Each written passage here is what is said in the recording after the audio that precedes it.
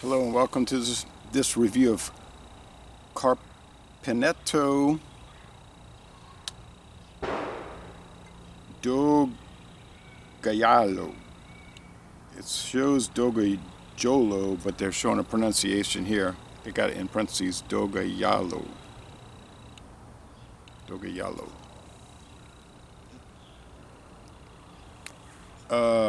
Indicazione geografica tipica Toscano. So it's from Tuscany, Italy, northern Italy, the land of the Etruscans, who the Romans conquered and set up Latium, and Roma, the Roman Empire, once they beat the Etruscans. So it's got a pretty label. This is a 2017 vintage. It's bottled by Carpineto in Italy. What does it say? In central Italy, they're saying. Dry white table wine of Tuscany, 13% alcohol. And this company, Carpineto, was established in 1967.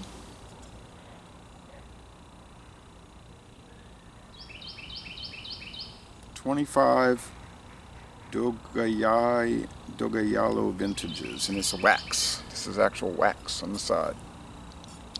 So, they say they do expose it to grape skins for a while, and they blend these grapes with Grechetto and Cabernet. They take Chardonnay grapes and they blend them with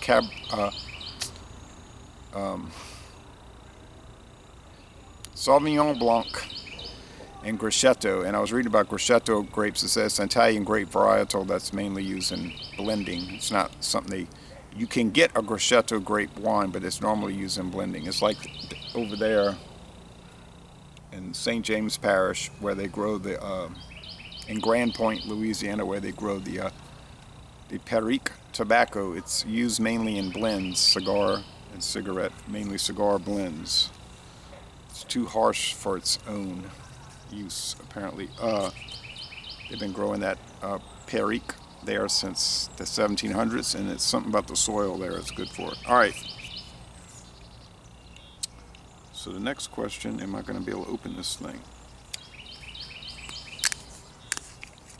Yes. Twist cap. Convenient. Just like Mogan David. All right. Now they had this on super sale. A super sale at Savannah discount. Now it might be cheap in Italy. I don't know. The website's so elaborate, like it's profoundly gourmet. But they had it at Savannah discount for $1.99. So for a full-size bottle. So let's see. Might be rancid by now. So it's very yellow. Bright, clear yellow. It's overcast. It's been overcast for a few days here. It's warm, but the overcast is keeping the heat down, so it gets around 82, but it has a cool feel to it. It's damp, humid, but it's better than if it was getting too warm. So I don't mind the overcast. It's like shade from the clouds. Well, it is shade from the clouds, not like shade from the clouds. Okay. Now I don't know what the weather's like in Tuscany, in north central Italy, the northern half of Italy. I always say northern or southern Italy. That's the way I look at it. Anything from the Kingdom of Naples, the Kingdom of the Two Sicilies, what they used to call that's southern Italy, and north, the Italian states that were part of the Holy Roman Empire in the Middle Ages. Okay, but yeah, southern Italy was more unified under the later on, the Habsburgs and then the Bourbons up until 1859. A branch of the Bourbon kings. It smells nice. Doesn't smell rancid. It smells. They said serve it about 50 degrees, so it's about 50 degrees, I think, right now. It's pungent. white grapes, but like those yellowish white kind of strongish grapes that you get in the. It reminds me of the ones my grandmother and them used to eat over there close to New Orleans. I thought they were all right when I was like 5 or 7, but they were kind of funny, tangy. Let's go with the taste. Cheers.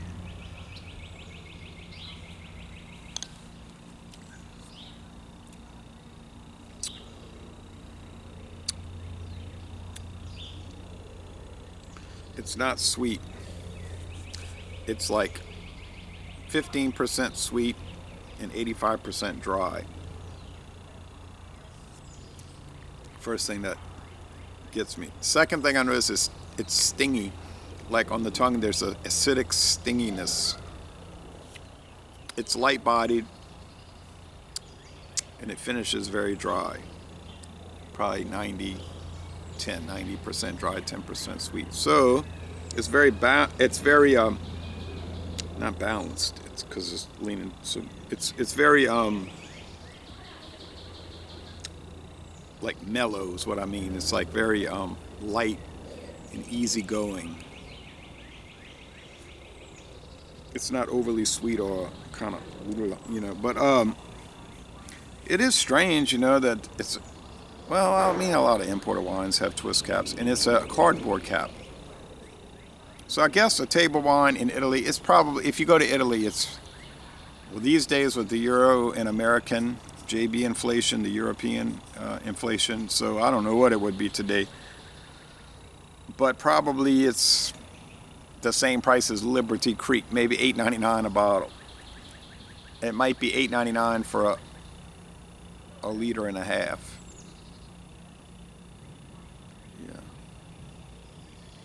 1.5 liter, but it's a cardboard cap. It's not a plastic cap. It has plastic ribs for twisting, but the cap itself is cardboard. I can see that.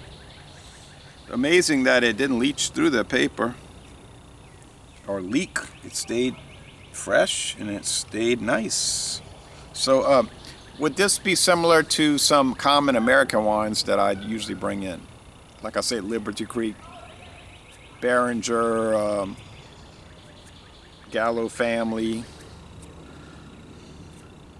I would say no. I never tasted anything from, or Carlo Rossi, I never tasted anything from them that even comes close to this flavor. I'm not saying this is better than those, but it's definitely different.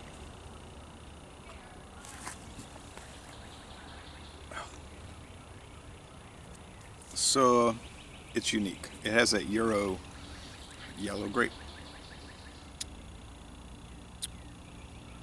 So if you want a very dry yellow, I can't say it's a white wine because it ain't white, although a lot of white wines are green, but a very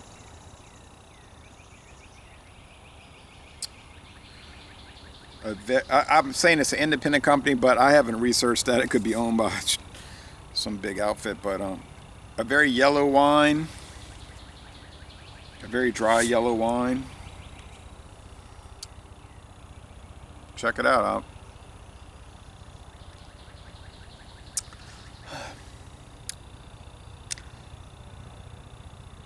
It's got, I don't know. I don't know what it's got. I was going to say, it almost has like a Levi Garrett tobacco note to it. That might be due to the fact that they let it rest with the grape skins.